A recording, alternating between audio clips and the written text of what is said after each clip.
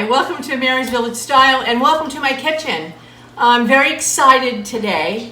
First of all, I want to thank Frank Bruno for being the cameraman, and my husband Sal is here with me. I have a guest today. This is my daughter-in-law, Monica Colcassi Conillo, and I'm so happy to have her here today. The kids are also here, and we're going to ask them to be really quiet today because they're doing their distance learning in the dining room, which is really okay. They're very good kids. So the reason why I'm excited today is today we're going to make Sfingi.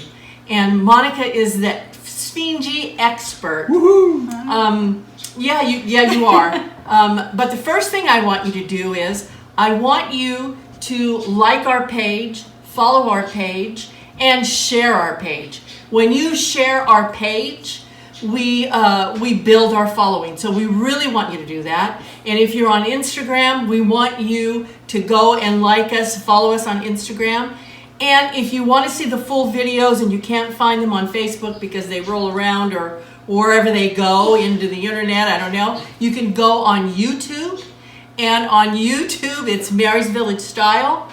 And click the bell so that when you click that bell, you will receive notifications when we post another new video. Or the best part is subscribe, and they don't charge you to subscribe, but that shows them that you're following us. So we'd like you to do that and share wherever it says share.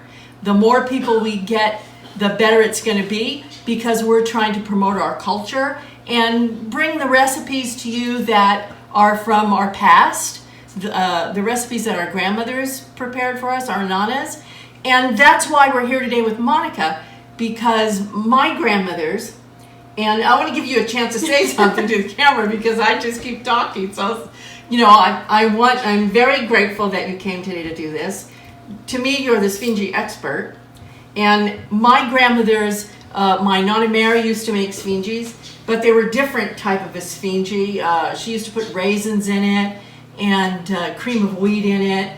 And my grandmother, my Nana Virginia on my mom's side, would put, she would make Sfingis that puffed up like yours, similar to yours, but she didn't use yeast, she used baking powder. So they were both good, very good, and both very different. But I have to say, I think yours are the best. So what does the word Sfingi mean? Do you have any idea of the definition? No idea. Salvatore! I'll find out. Sal will find out. Look it up. Okay, so your recipe, and I want to talk about this a little bit, comes from your Nana. So your Nana was Grace Cardinale Lucido, right? So I always called her Nana Grace, even though she wasn't my Nana. She was everybody's Nana. Yeah, the big Nana, she was Nana Grace. And she was quite a character. I loved her to pieces. We had many, many talks together, especially the trip we took to Disneyland, and I pushed her in the wheelchair all the way around Disneyland. I wasn't going to ride on anything, and she wasn't going to ride on anything, and we talked for 4 days. Yeah. We had a ball. She was great. She was a lot of fun. We had a lot of adventures with Nana Grace. She went everywhere. Yeah, she did. So tell me something that you remember about Nana Grace. So same thing. Nana Grace was just a fun, energetic lady. She loved to travel. She loved to cook. She loved her family. And that was just her love was to cook and be with her family. Well, you know the thing that I remember the most about her, she never looked like she was a mess. She No. always had her hair done. She was always dressed wonderfully. Yeah. All the jewelry, the rings, and she would be cooking with the jewelry, and she was amazing. She was amazing. Little tiny thing, you know.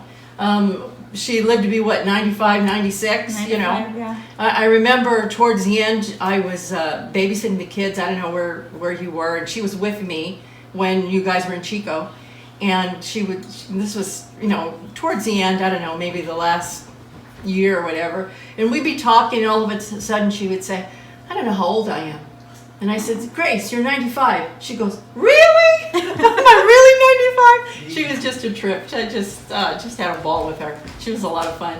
So one of the things that we're going to do today is you're going to tell us what ingredients are involved in making the Sfingi, because it looks complicated, it sounds complicated, but it really isn't complicated. Very easy. Sfingi means fried dough. Oh, Sfingi means fried dough. Perfect.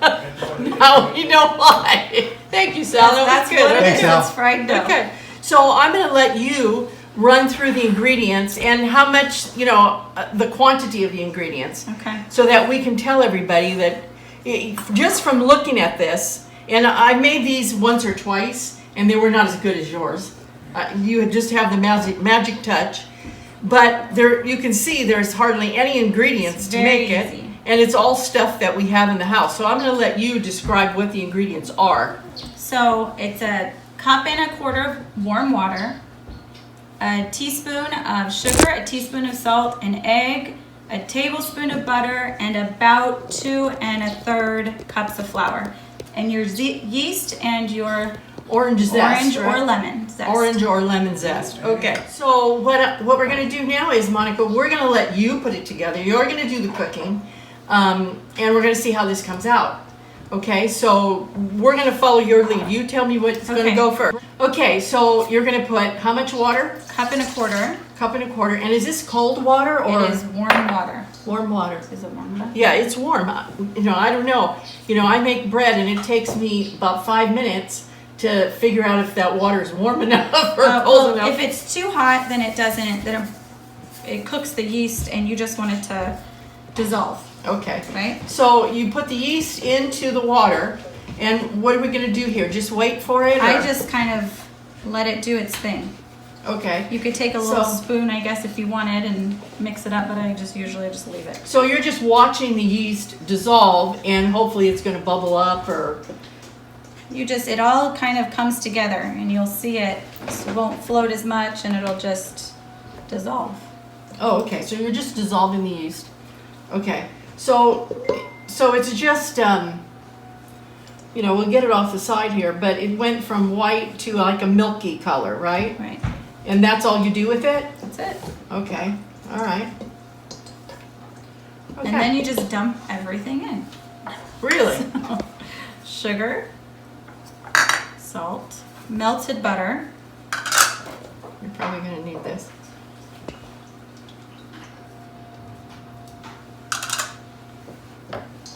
an egg,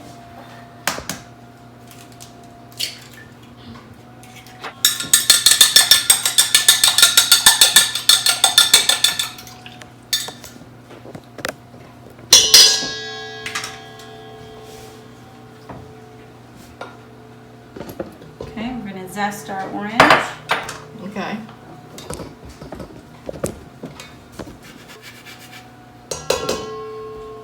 You do the whole orange. The whole orange.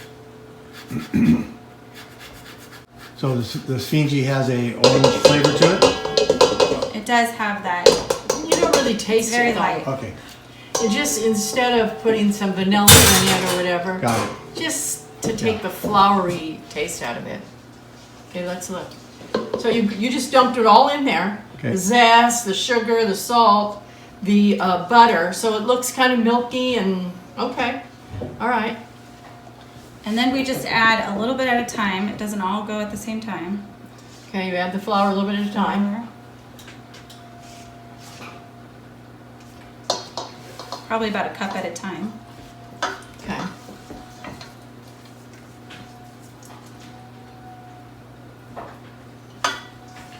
And sometimes you don't use all the flour. Sometimes you use it all. It needs to be a very sticky dough. Okay.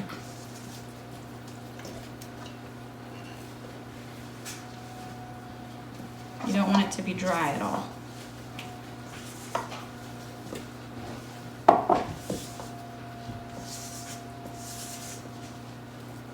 Kind of looks like a coffee cake to me.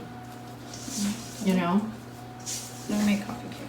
Yeah, I make one, but that's how it looks, kind of. Watery almost, like it has liquid to it. Yeah. That's it. That's it?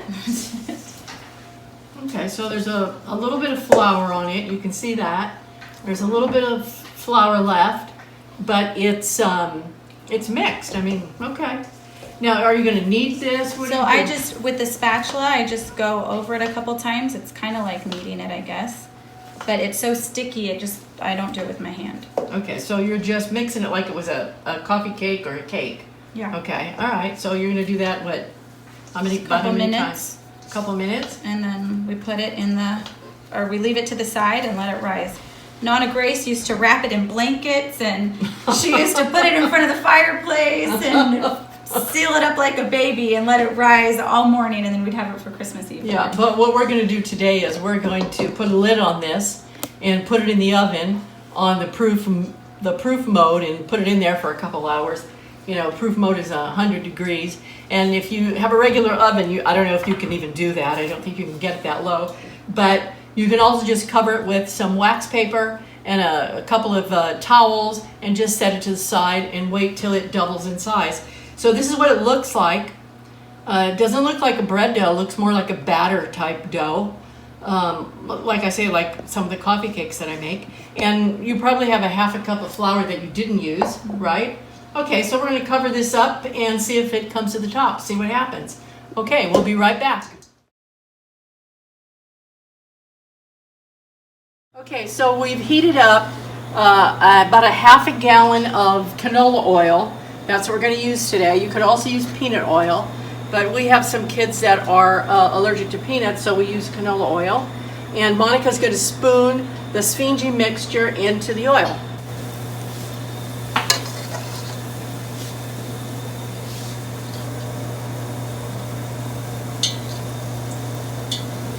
But you could use your fingers if it works. Yeah, Nana Grace used her fingers always. Yeah, my nana did the same thing. She just grabbed a bunch, that's threw a it big in guy. and walked. And I like to usually make it more consistent. But So this is Okay. an old world recipe, the old world Old traditional. world family recipe. This is Sicilian donut. Sicilian donut. Yep. and there's a Greek version. What is that called? The Greek Locomavis. Locomavis. But the dough's a Fiji little sounds bit. better. Yeah. Well, it's the Greek recipe. The dough's a little bit different.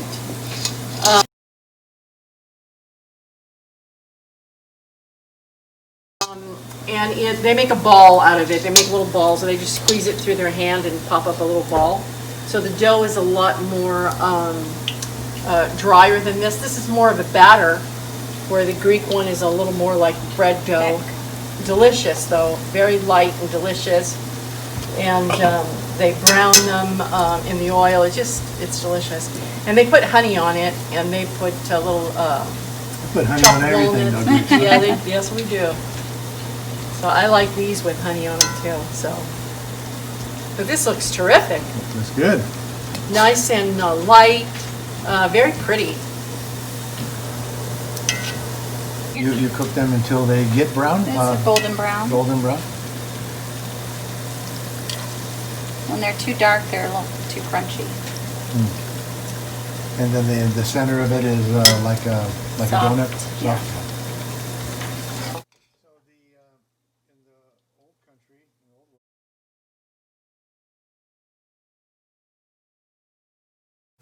Well, the olden days, I mean, when I was a kid, my mother used a lot of lard. Did they use? They probably did. Yeah. They probably did. And you know, in the 60s, I think it was like in the 60s, we used to use safflower oil. Wow. Incredible. So we're going to put them now into this bag of sugar. Okay, so we're going to, And what is in there? this is cinnamon and sugar mixture that I put in the plastic bag. And what's the ratio?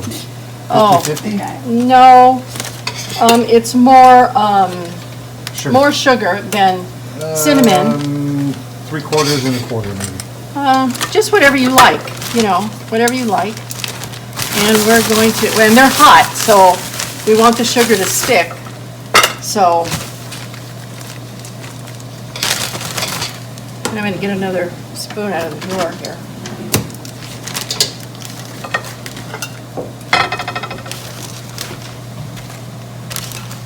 They're very pretty.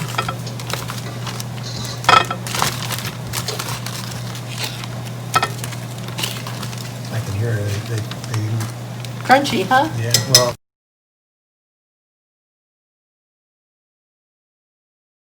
Yeah, you can hear the Go light. for it. Me? Yeah. A lot though, isn't it? Yeah, it is. That's how they are best, hot. Oh my God. Brings back the old Nana, doesn't it? Sure does. Yeah, it does. Very good. Good, huh? I can taste the orange Little Yeah. bit? a little bit. There. That I don't remember my Nana had, but she might have had it, but it tastes just like hers. Very good. Does it taste a familiar taste? Oh yeah. What is it? Called nostalgia. Wow. Okay. Look at that. Better than the ones,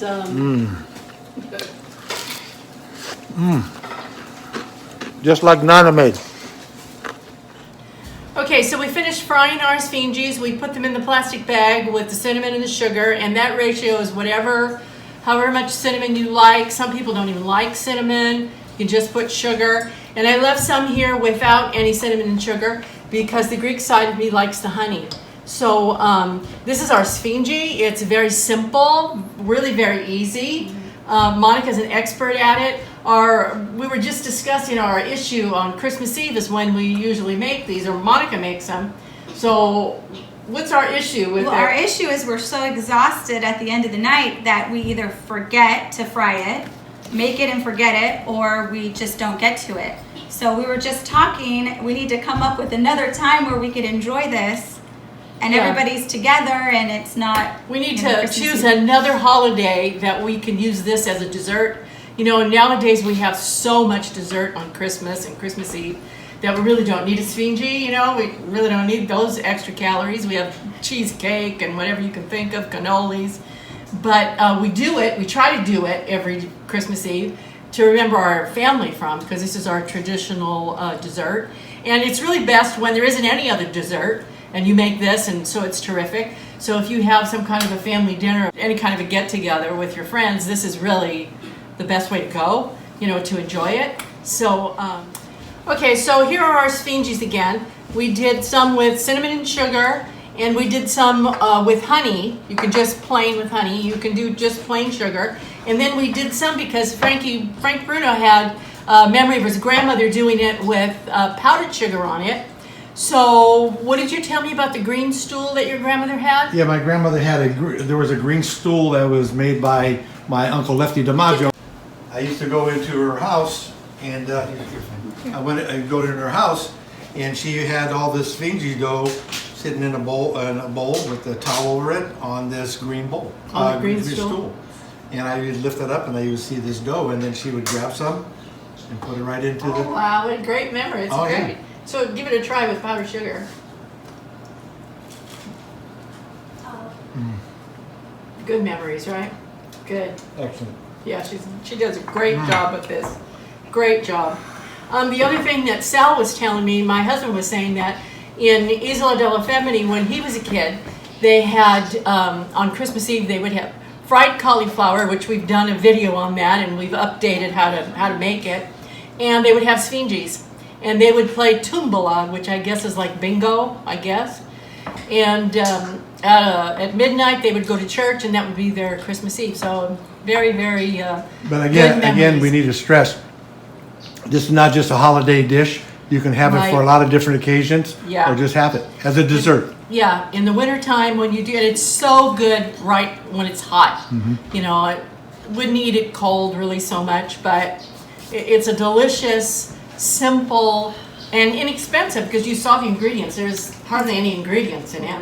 You know, nothing that you had to really buy. So is there Yeah. any advantage of if you make all that dough, not to use it all? Can you freeze that dough?